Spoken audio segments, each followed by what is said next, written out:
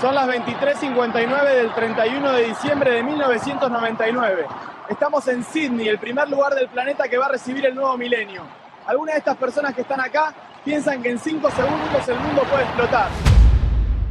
Pero tranqui, no pasó. Esto es siglo XXI. 25 años en 25 capítulos. Un cuarto de siglo de historia mundial y nuestra vida que cambió para siempre. En el video de hoy, el año 2000. Paciencia, ya va a arrancar.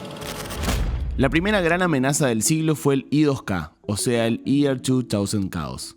En castellano se lo tradujo como el problema del año 2000. Si bien el cambio de milenio es algo que le toca vivir a poca gente en la historia de la humanidad, en este caso representaba, además de una excepcionalidad, una amenaza. Se esperaba que en el primer segundo del año 2000 un error de software causara problemas a escala mundial por una costumbre que habían adoptado los programadores. Cuando almacenaban fechas, omitían la centuria en el año con el objetivo de economizar memoria. Porque hace algunos años la memoria para almacenar información tenía un costo sideral y ocupaba mucho espacio. Por ejemplo, si estuviéramos haciendo este video en esa época, hubiésemos necesitado todos estos discos. Hoy la cosa cambió. Ya no es tan así. Pero en el pasado había que ahorrar bits como sea y fue en ese contexto que los programadores convinieron no incluir los primeros 2 números del siglo. Es decir, que una computadora que indicaba como fecha el 31 de diciembre del 99 se refería al 31 de diciembre de 1999 y se daba por hecho que no estábamos hablando ni del 31 de diciembre de 2099 o del 1099. Pero ese hábito, a medida que el siglo estaba por terminarse, empezó a generar ciertas dudas. ¿Las máquinas van a interpretar que el año que está por empezar es el 2000 y no el 1000 o el 3000? ¿El software solo funciona durante los años comenzados en 19? ¿Se viene un colapso internacional? Por supuesto que el problema central no apunta a las computadoras domésticas, sino a las grandes compañías gubernamentales, financieras y operativas. Un miedo, por ejemplo, era que los saldos de las cuentas bancarias desaparecieran. ¿Qué iba a pasar con los sistemas que organizaban a los principales aeropuertos del mundo? ¿Se podría disparar algún misil por error? Lo importante acá es saber que el I2K no salió de cabezas alocadas o de conspiranoicos, no era el terraplanismo de la época. Era un temor fundado. Para fines de 1998, la ONU organizó la primera conferencia internacional para abordar el asunto. Incluso se estima que, entre gobiernos y empresas, la inversión para prevenir inconvenientes fue de $300.000 millones. Pero así todo, reinaba la incertidumbre. Diarios, revistas, radios y canales de noticias hablaban del tema constantemente. Y la ansiedad colectiva se iba pareciendo cada vez más al pánico. Sobre todo en Estados Unidos, en donde ya se estaba hablando de una posible ola de violencia. La primera noticia del milenio era que no habíamos volado por los aires.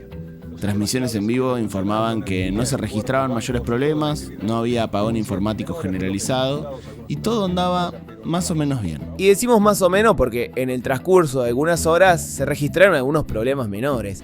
Por ejemplo, en Japón se activaron las alarmas de una planta de energía nuclear, pero no pasó nada, una falsa alarma. En algunos casinos de Estados Unidos se paralizaron las tragamonedas y en Europa hay empresas que por un tiempo emitieron facturas como si sus clientes estuviesen en el año 1900. Pero sería injusto decir que el problema del I2K se arregló solo.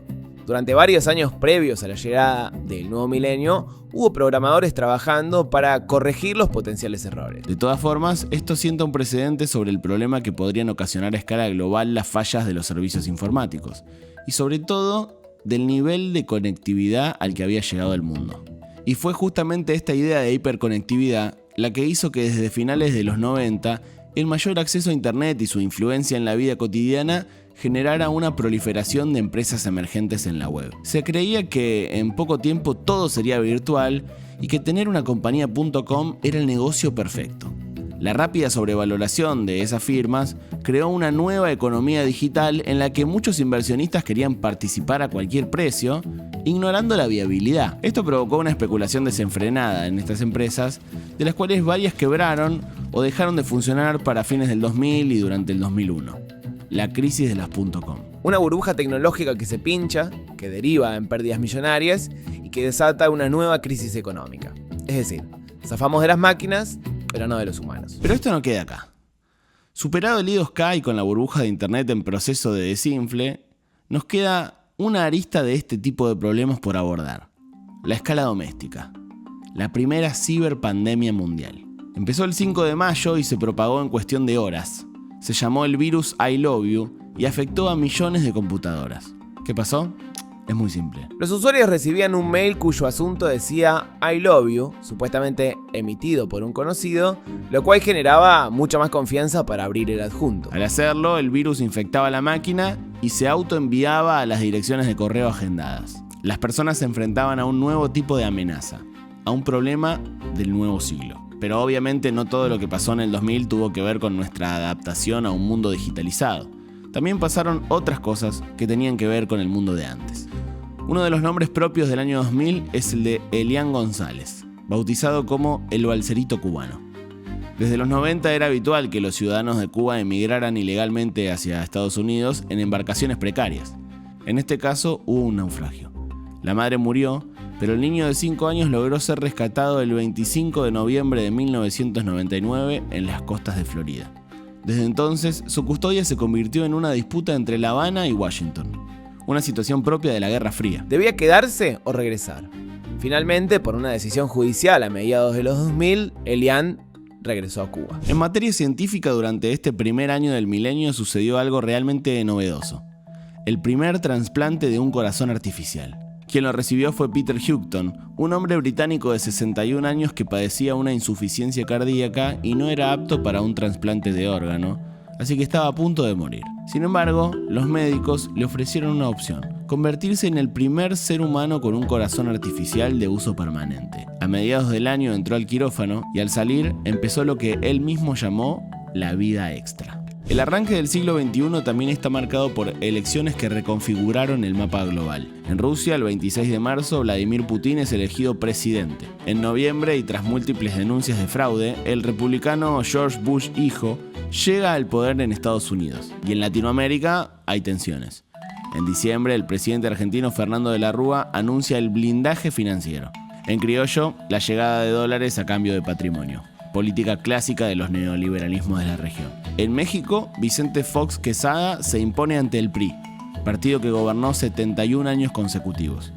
Y Hugo Chávez, elegido presidente 2 años antes, llama a comicios generales para relegitimar todos los poderes y es nuevamente votado para gobernar Venezuela. Algo está por moverse en la región, y ante ello, algunos se blindan. Otros cambian de forma sin cambiar mucho el fondo, y otros se rebelan. En otras novedades que no tienen estrictamente que ver con lo que pasa en la Tierra, en el año 2000 también llegó la primera tripulación a la estación espacial, Expedición 1, una misión preparada por varios países durante años. Volaron al espacio en noviembre un astronauta estadounidense y 2 cosmonautas rusos que desembarcaron en la Estación Espacial Internacional. Desde entonces es permanente la presencia humana en este laboratorio flotante destinado a la investigación científica. Pero mientras el mundo estaba a punto de explotar, de llenarse de virus, o mientras usaban por primera vez un corazón artificial, hay algo que nunca dejamos de hacer: escuchar música. Ese año, Eminem, uno de los artistas más escuchados del mundo por aquel entonces, en mayo publicó su tercer disco, The Marshall Mathers. También Britney Spears saca al mercado su segundo álbum, Oops, I Did It Again. Y con apenas 18 años se consolida como la gran figura pop. Además, Coldplay hace su debut y suenan muchísimo Madonna con Music y Robbie Williams con Rock DJ con un tremendo videoclip. Pasó de todo en el 2000, o no pasó nada, un rasgo muy característico del siglo que está por empezar. Nos vemos en el 2001.